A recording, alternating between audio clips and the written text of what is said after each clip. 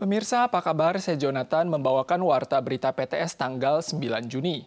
Seorang guru di sebuah TK distrik Panqiao, kota New Taipei, belum lama lalu dituduh oleh orang tua murid mencekoki obat-obatan yang tak jelas asal-usulnya kepada anak kecil. Biro Pendidikan menyampaikan bahwa dari 28 siswa yang diuji, 8 diantaranya menunjukkan reaksi obat. Izin usaha TK tersebut akan dicabut. Petugas juga akan meluncurkan investigasi tahap kedua.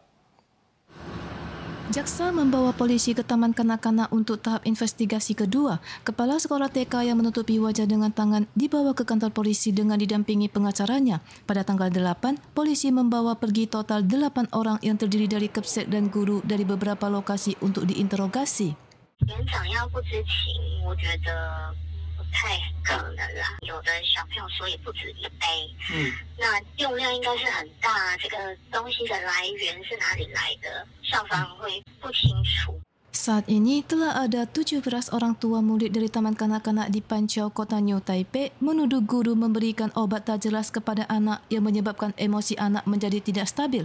Tahap investigasi kedua dilakukan untuk mengklarifikasi semua keraguan seperti bagaimana video kamera pengintai bulan April bisa hilang, memeriksa catatan medis guru jika tidak ada resep dokter, lantas dari mana asal sumber obat. Saat ini juga terungkap banyak pesan percakapan dalam ponsel juga telah dihapus.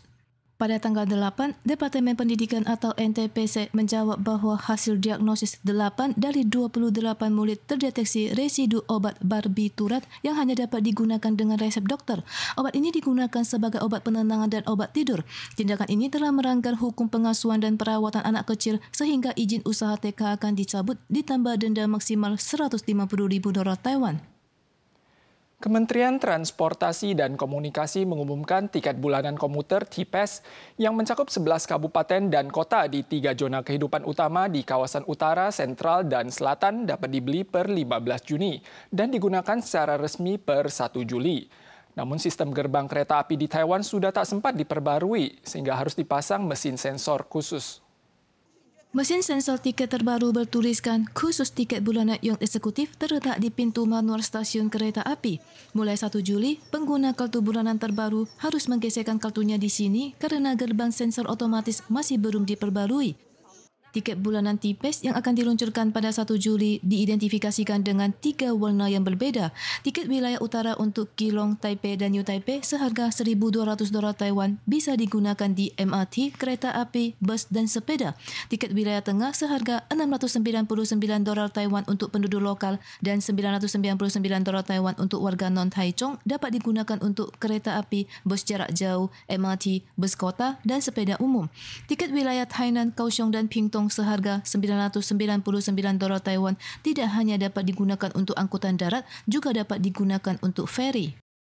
Tiket bulanan yang dapat digunakan untuk bus jarak jauh dan MRT ini membuat kaum komuter merasa tiket ini akan memberikan manfaat yang besar. MOTC menyatakan bahawa dengan diluncurkannya tiket bulanan untuk 3 wilayah akan memberikan manfaat kepada sekitar 620,000 orang.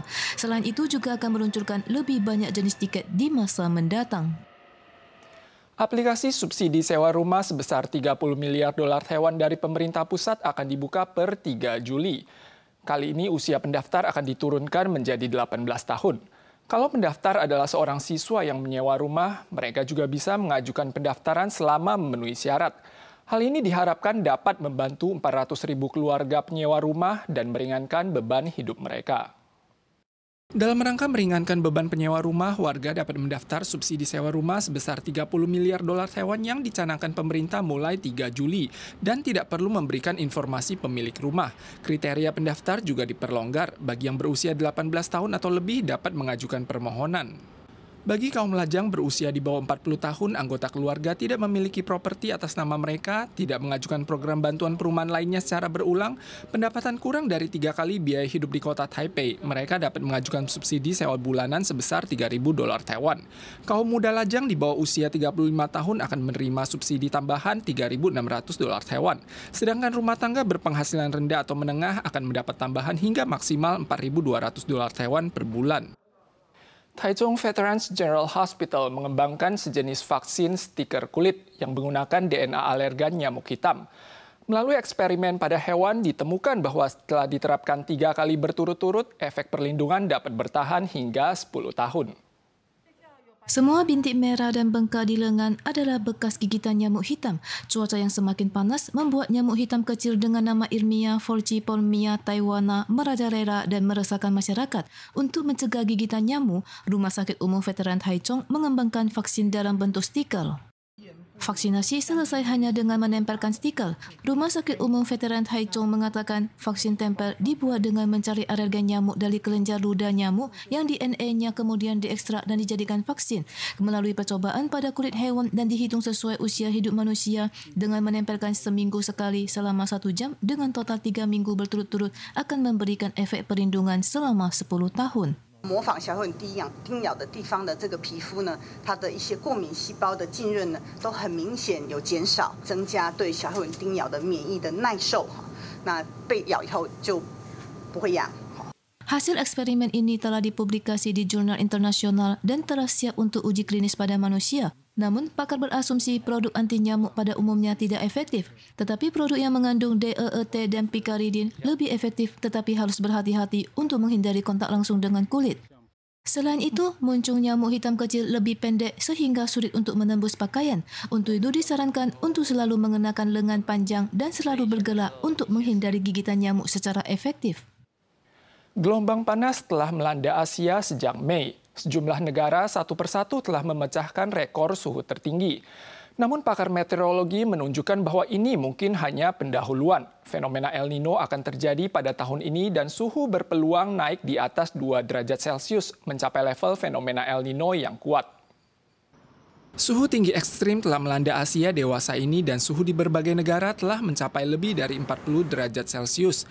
Di Amerika Utara, hutan Kanada terus terbakar dan menyebabkan masalah polusi udara parah. Pakar NOAA telah mengonfirmasi bahwa fenomena El Nino telah dimulai dan akan membuat tahun depan sebagai tahun terpanas dalam sejarah. Fenomena El Nino mengacu pada pemanasan suhu permukaan laut di Samudra Pasifik bagian timur, mengakibatkan pola cuaca ekstrim termasuk gelombang panas dan taifun. Umumnya terjadi setiap 2 hingga 7 tahun sekali dan setiap kali mencapai 9 hingga 12 bulan. Jika suhu air Samudra Pasifik lebih dari 1,5 derajat Celcius di atas rata-rata, hal ini disebut El Nino kuat yang hanya terjadi sekali dalam 25 tahun terakhir. Pemirsa sekalian, sekian warta berita dari PTS. Kita soal lagi di lain kesempatan. Sampai jumpa.